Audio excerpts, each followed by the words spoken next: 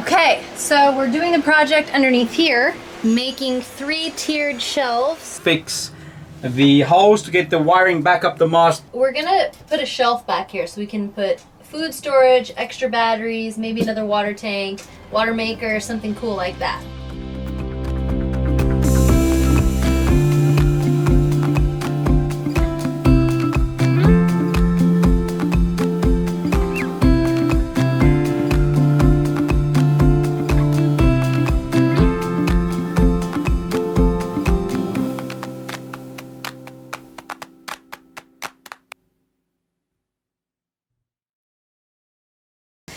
So Wade came over, and since we moved the boat over here to Vero, we now have neighbors on each side. We've got Wade on this side, and we've got Adam on this side.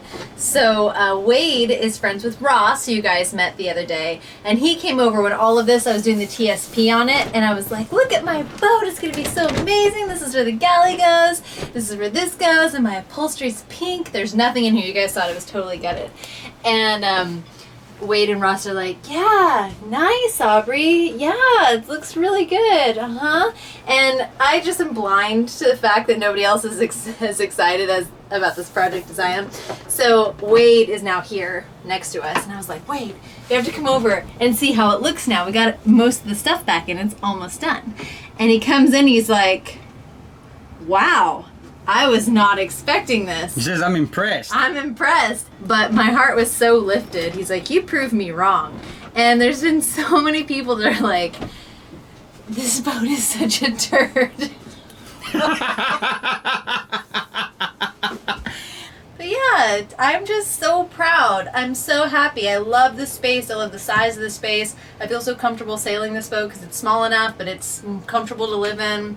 I'm happy. Stefan's not extremely tall. He fits in here perfectly. He's sailor sized. I feel like I'm just nailing it. Oh my god.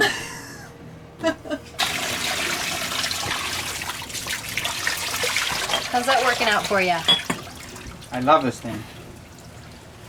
Are you sad it's not a Yeti?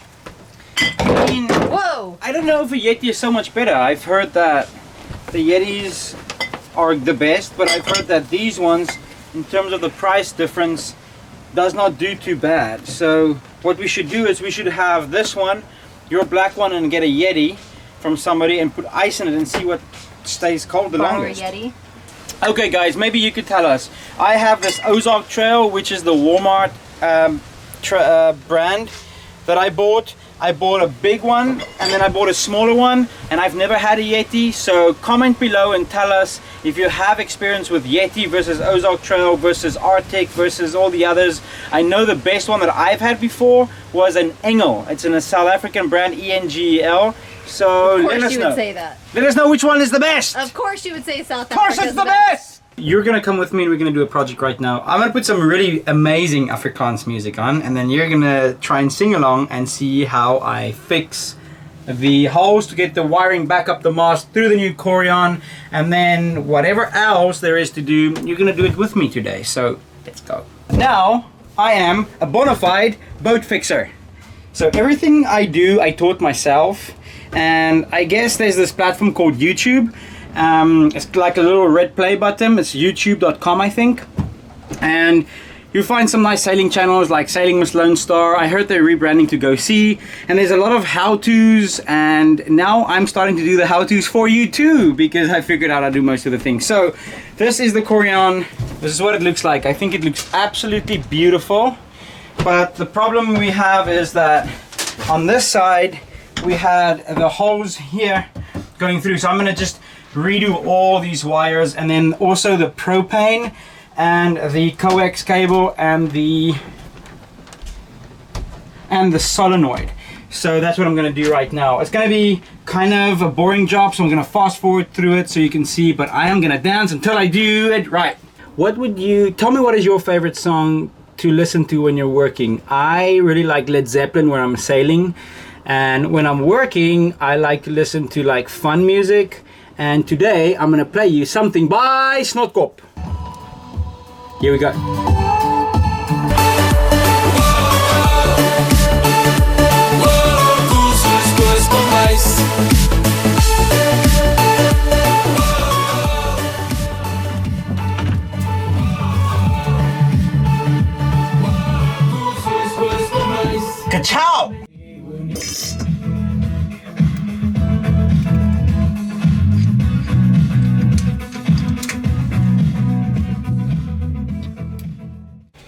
Okay peeps, they're through. And these go all to the mast, so they're gonna come, these go straight to the battery, and then they're gonna come from the mast where the lines are out there going through that. So that I'll just connect that, and then we have all the stuff on the mast that's gonna be working. So that's absolutely fantastic. What you doing? I am just putting this coax cable back together that we took out. So that's gonna be very exciting. We're gonna be able to have communication with the outside world. So we're gonna put a shelf back here so we can put food storage, extra batteries, maybe another water tank, water maker, something cool like that. We're not sure yet. But this right here is the manual bilge.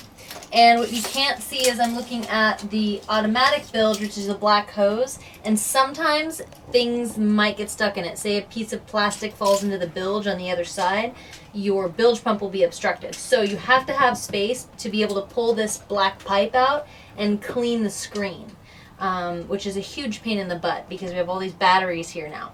So what we're gonna do is we're gonna make a little access hatch so I can stick my hand in there and make sure that we can get the bilge pump hose out if we need to. So now we have a platform here that fits in perfectly, and it can move back and forward if she wants to access that. That's big enough. Yeah, that's important. That's important. Can come all the way to the front if you want. And then I'm going to do one in the back as well. So now you can measure the second platform, and then we can put that in, and then we have about 2 square meters of extra space in this boat, which is really exciting. So we're gonna put, I think, a 12-volt freezer here, so we can use that as a fridge. This is a little freezer. We have one in the go-see van that works with a lighter, a cigarette lighter, and it gets so cold so quick, and it's really small and it's insulated. And then at the back we can either do gear, or we can put extra batteries here. We can do a grab bag. We can do a lot with this space. Anybody that lives on a sailboat knows that this is very valuable. Yes, we don't have an engine, but you know what? You don't really need one. Sailboat. Ah! Today we're going to show you how to take a tiny little space and make it very usable. Absolutely. Come with us and get some tips. Okay, so we're doing the project underneath here, which is making 3-tiered shelves so that we can store food.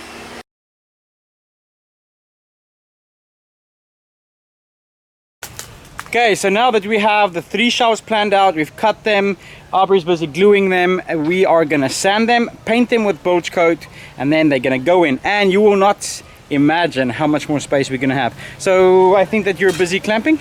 Yes, I've got some wood glue here, and we're just putting this little lip on the front because when you sail you kind of heel over, and hopefully this will keep our stuff where it should be. Sweet. For those of you that like DIYs, there's one thing you hate. When you cut something, you spend half a day and it doesn't fit. Guess what? It fits. So I'm going to show you what it looks like. Okay, so we did kind of a cascading shelf thing. This wood is extremely hard, so we had some difficulty getting screws in there. But now we only had like this little spot before where we could put stuff, and now we can put stuff all the way up to the back. Like we could put canned goods up there or whatever. I was thinking maybe this could be where we keep our dishes. I don't know, I think maybe that would be a nice place to keep our plates and stuff. We have sanded the top and we've sanded the bottom shelf. Now we just have to sand the middle and then paint, reinstall them. I think we're gonna put a couple screws in this one, and then we're gonna leave these ones removable. So yeah, With such a small space, really becoming such a large, usable space. Yeah, it did.